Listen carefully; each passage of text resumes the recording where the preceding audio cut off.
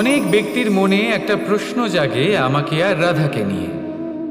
বলেন যে না আমি আর রাধা একসাথে থাকি, না আমাদের বিয়ে হয়েছে। আমি এখানে দ্বারকাতে, ও ওখানে বর্ষণাতে, তাও এত ভালোবাসা কি করে? এ কেমন সম্পর্ক? আমি তাদের একটা সহজ কথা বলতে চাই। আপনি কখনো আয়নার দিকে দেখেছেন? নিজের দুই চোখের দিকে তাকিয়ে জিজ্ঞাসা করুন, এই দুই চোখ একসাথে কেন বন্ধ হয়, একসাথে কেন খোলে, একসাথে কেন ঘুমোয়, একসাথে কেন কাঁদে? আজীবন কোনো এক মানুষের সাথে সম্পর্ক রাখা অবশ্যই সম্ভব, তাদের সাথে দেখা না করে। আমার আর রাধার ভালোবাসাও কিছুটা এরকমই, আর কিছুটা এরকমই হয় ভালোবাসা দুই নয়নের মতো, যারা কখনোই মিলিত হবে না, কিন্তু চিরকালের জন্য একসাথে জুড়ে থাকবে। এই অনুভূতি নিঃস্বার্থ হয়, আর এই নিঃস্বার্থ ভালোবাসা আপনাকে আনন্দের পথে অগ্রসর করে। জীবনে সবসময় নিঃস্বার্থভাবে ভালোবাসুন, শুধুমাত্র আনন্দই পাবেন। তাহলে আসুন আমার সাথে নিঃস্বার্থভাবে ভালোবেসে বলুন, রাধা রাধা। কখনো কখনো আপনার মনে এই প্রশ্ন নিশ্চয়ই আসে যে এই প্রেম কি, কিভাবে বোঝা যায় এই প্রেম? উত্তর বড়ই সহজ। যতক্ষণ না আপনি প্রেম করবেন ততক্ষণ আপনি প্রেম বুঝতেই পারবেন না। যদি রত্ন হয়ে মুকুটে সজ্জিত থাকতে হয়, তাহলে হীরেকে কাটার কষ্ট অবশ্যই সহ্য করতে হবে। প্রেমের সঠিক অর্থ বুঝতে গেলে মোহকে ত্যাগ করে আত্মসমর্পণ করতেই হবে। যে প্রেম কাউকে পাওয়ার জন্য করা হয় সেই প্রেম প্রেম নয়, তা মোহ। তাই আত্মসমর্পণ করুন নিজেকে, নিজের অহংকারকে, নিজের অস্তিত্বকে, মোহকে, আর দেখবেন আপনার প্রেম স্বয়ং আপনার সাথে থাকবে। রাধা রাধা। আমরা সকলেই মনে করি যে আমাদের জীবনে কখনো কখনো কোনো না কোনো স্থানে প্রেম হয়েই থাকে। সেটা মাতা পিতার আর সন্তানের প্রেম হোক, জ্ঞানীর জ্ঞানের সাথে হোক, কোনো শিল্পীর নিজের শিল্পের সাথে হোক, ইত্যাদি ইত্যাদি। কিন্তু বাস্তবে এটা কি সত্যি প্রেম? মোহও তো হতে পারে। এবার আপনারা জিজ্ঞেস করবেন, প্রেম আর মোহর মধ্যে পার্থক্য কি? পার্থক্য হলো বন্ধনের। যা আপনাকে বাঁধে তা হলো মোহ, প্রেম নয়। প্রেম সেটাই যা আপনাকে মুক্ত করে উন্নয়নের দিকে পাঠায়। চলুন আপনাকে একটা উদাহরণ দিই। কিছু মাতা পিতা নিজের সন্তানকে কোনো অন্য নগরীতে পড়তে পাঠাতে পারেন না, নিজের সন্তানকে তার বন্ধুদের সাথে খেলতে দিতে পারেন না। চিন্তা করেন যে তাদের সন্তানের যাতে কষ্ট না হয়, আর তাই জন্য তাদের বেঁধে রাখেন। এটা প্রেম নয়, এটা মোহ। কারণ যদি এটা প্রেম হতো তাহলে ওনারা চাইতেন যে সন্তান মাতা পিতার আশ্রয় থেকে বেরিয়ে এই সংসারকে দেখুক, তাকে বুঝুক, আর তার থেকে জ্ঞান অর্জন করুক, নিজের অভিজ্ঞতার থেকে শিক্ষা নিয়ে নিজের একটা ব্যক্তিত্ব বানাক। মনে রাখবেন, মোহ থেকে ভয় জন্ম নেয়, আর প্রেম থেকে শুধুই আনন্দ।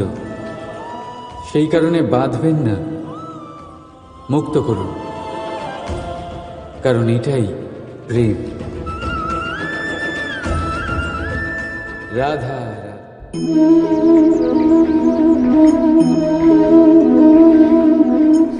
এই কলসিটা দেখছেন আপনারা, এতে জল রাখা হয়। জল যাতে শুদ্ধ থাকে, শীতল থাকে, জল যা তৃষ্ণা মেটায়।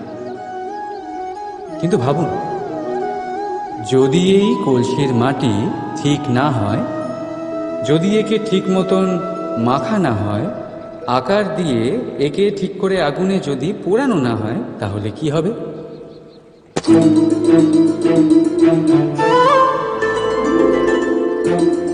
মনের সাথে ঠিক এটাই হয়। কারণ যদি প্রেম এই জল হয়, তাহলে কলসি হলো মন। মন রূপী পাত্রে যদি বিশ্বাসের মাটি না থাকে, যদি সেই মাটি অশ্রুতে না ভেজানো হয়, সময়রূপী কুমোর যদি তাকে আকার না দিয়ে থাকে, আর চরম পরীক্ষার আগুনে তা পোড়ানো না হয়, তাহলে প্রেম। আমরা সকলেই মনে করি যে আমাদের জীবনে কখনো কখনো কোনো না কোনো স্থানে প্রেম হয়েই থাকে।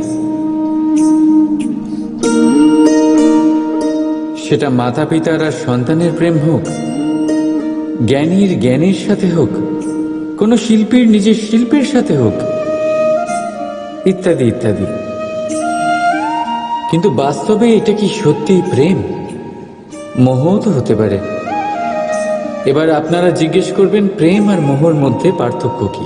পার্থক্য হলো বন্ধনের। যে আপনাকে বাঁধে তা হলো মোহ, প্রেম নয়। প্রেম সেটাই যে আপনাকে মুক্ত করে উন্নয়নের দিকে পাঠায়। চলুন আপনাকে একটা উদাহরণ দিই।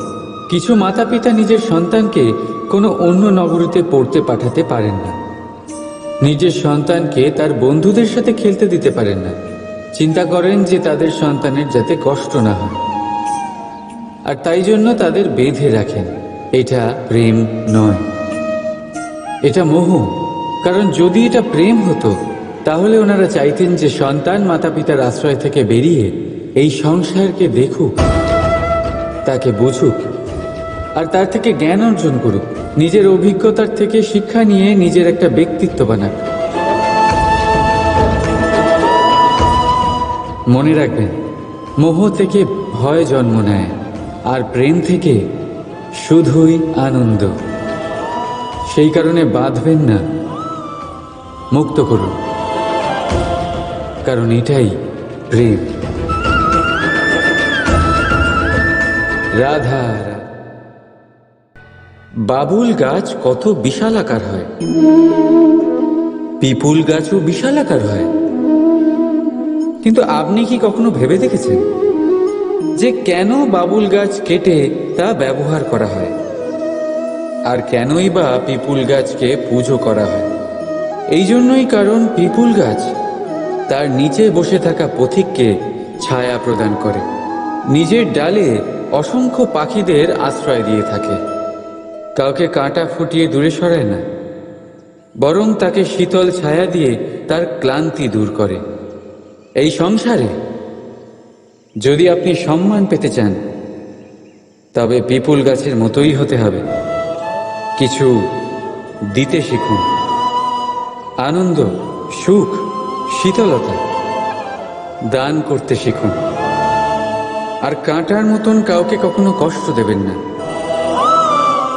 সম্মান স্বয়ং হেঁটে আপনার কাছে আসবে। আর মন প্রসন্ন হয়ে বলবে, রাধা রাধা। আমরা সকলেই সময়ের গুরুত্ব বুঝি। সময় আমাদের তৈরি করে, আর সময়ই আমাদের নষ্ট করে দেয়।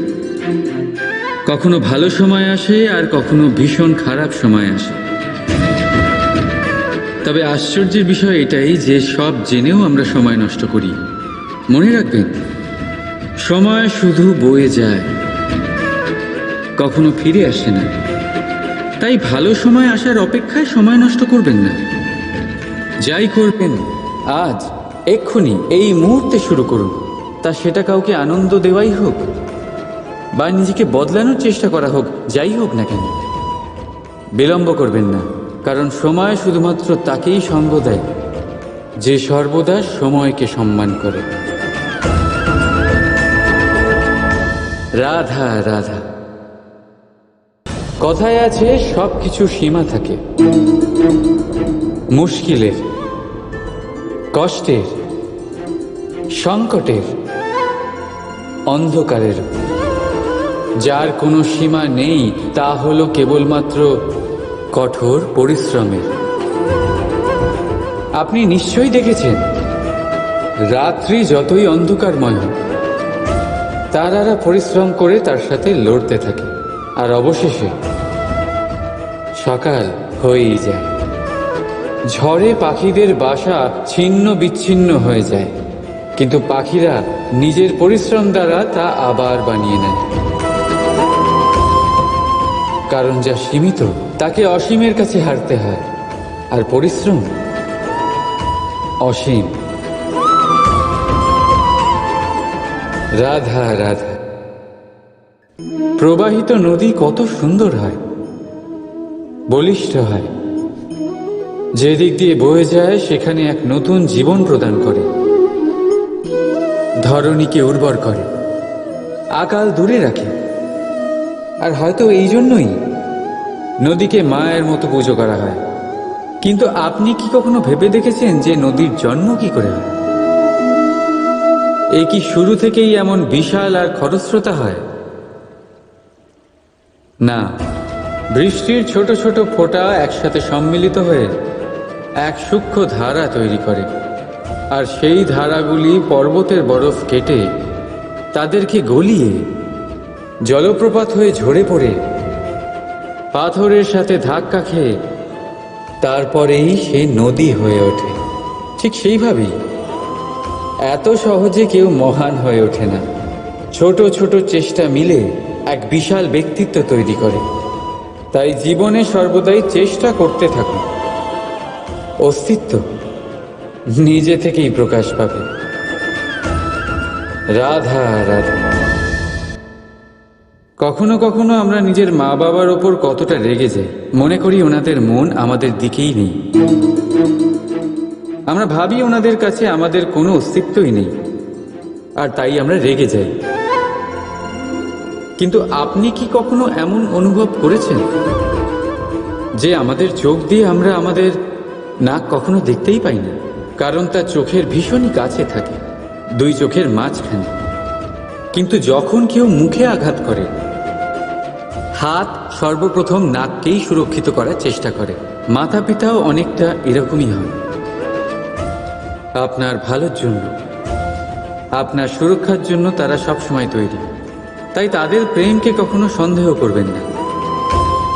আবশ্যক নয় তাদের প্রেম আপনি সবসময় স্পষ্টভাবে দেখতে পাবেন, কারণ এই এক এমন প্রেম যা সর্বদাই আপনার সাথে ঢাল হয়ে আপনার রক্ষা করতে থাকবে। রাধা রাধা।